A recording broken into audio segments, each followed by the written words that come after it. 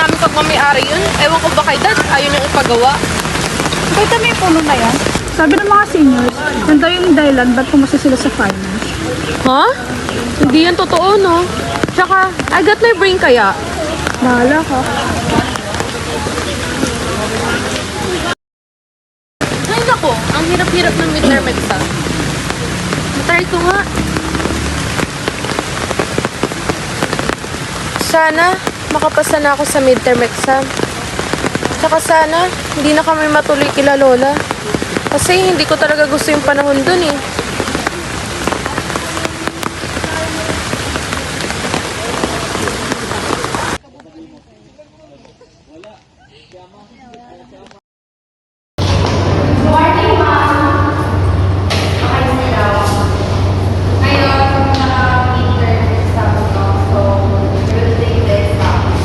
Nasaan si Ash? Ewan ko dun. Yung start na exam, wala pa siya. Malilate pa siya. Kanina nakita ko siya sa kantin. Ewan ko ba't hanggang ngayon wala pa siya. Stop talking. Hindi, nasan ako? Ba't ganito yung shot ko? Bini, anong nangyari? Ano ba? Wala. Ang wansa. Anong lingguhay na kanyang sinasabi? Tila sira na kanyang ulo. Dito.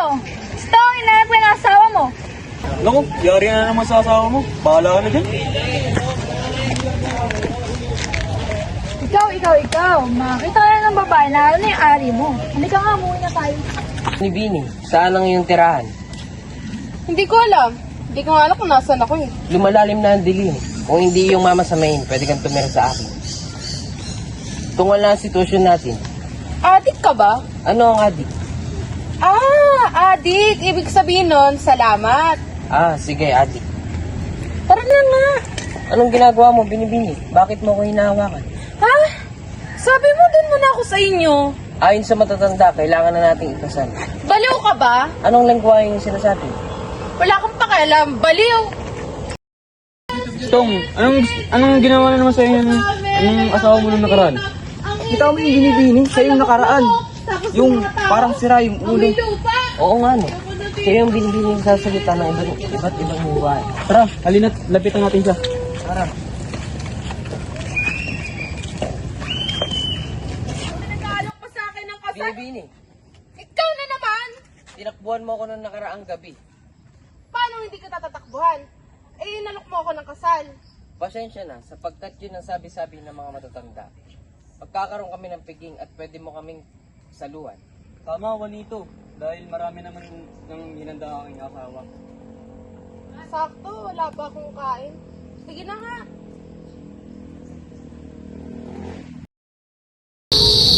Istong, akala ko ba maraming hinahin ng iyong asawa? Yun nga eh. Yun yung pagkakaalam ko, maraming hinahin sa atin.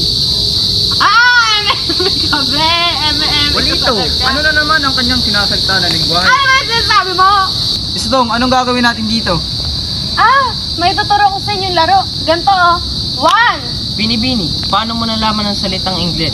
Sapagkat ang mga kalalakihan lamang ang tinuturuan niyan sa universidad. Nakakabilib ka, Binibini, dahil alam mo ang lingwaheng English. Basta. Hindi na mahalaga yun. Tara na. 1.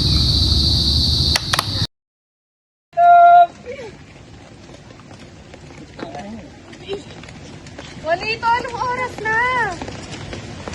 Uy!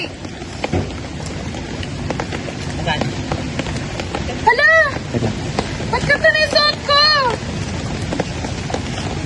Ang weird naman ang panaginip ko. Teka! Late na pala ako! Wait eh! Ba't ganun yung suot mo? Gaga, weekend ngayon. Ha? Anong oras ba ngayon? Sabado! Sabado? Anong ginawa niyo sa school? Nag-midterm na kami, te. Saan ka pa kasi nagpupunta? Ano ba? Hala? Ba't ganito na naman yung suot ko? Senyorita, hindi ka nabibilang sa palang nito. Lola? Lola? Binibini, sino ang iyong hinahanap? Meron kasing lola dito kanina, nakaitim na belo, tapos yung damit niya kulay pula. Binibini, ano salitang damit? Binibini, bakit ka nga pala nawala nung nakaraang gabi sa ating kasiyahan? Wala na, tara na. Ang gulo-gulo. Dito, sama mo na naman yung dalaga na yan. Hindi ka nga dito. Naku, yari ka naman sa kasintahan mo. Teka, Juanito. Ayun yung matanda, oh. Binibini! Lola! Teka! Bakit ka nagsa-cellphone? Lola! Tigilan mo ang sarili mong mahulog kay Juanito. Magagaya ka sa akin. Hindi nakabalik sa panahon ito. Magagaya ka sa akin. Binibini! Ano ang nangyari? Ano ba? Binibini! Binibini! Ano ba, Juanito? Tigilan mo na ako! Gusto ko nang makauwi sa panahon namin! Ano ibig sabihin ng parang sinasabi mo? Hindi ako nagmula sa panahon na ito. Unti-unti na akong nahuhulog sa'yo. At hindi dapat ako ang maging kasintahan mo, kundi ang lola ko. Patay niyo na nga dito. Hindi na lang ito ako. Sinabi ko. Gusto talaga kita makasama sa panahon na to. Sinasabi mo, Jackson. Anong ginagawa mo dyan? Sino si Juanito? Nang tagumpay man ako makabalik sa panahon ko, naiiwan ko naman si Juanito, ang tanging lalaking mamahalin ko. Patawarin mo ako kung hindi na kita mahihintay pa rito sa ating tagpuan. Ngunit palagi mong tatandaan na mahal kita, Carmela. Saksi ang lugar na ito kung saan nagsimula ang kwento nating dalawa. Muli, Binibining Carmelita. Salamat at nakilala kita, Juanito.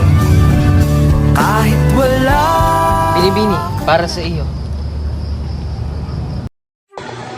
Minahal ko siya noong taong 1892 Minahal ko naman siya sa panahon ko. at minahal namin ang isa't isa sa panahong 1892.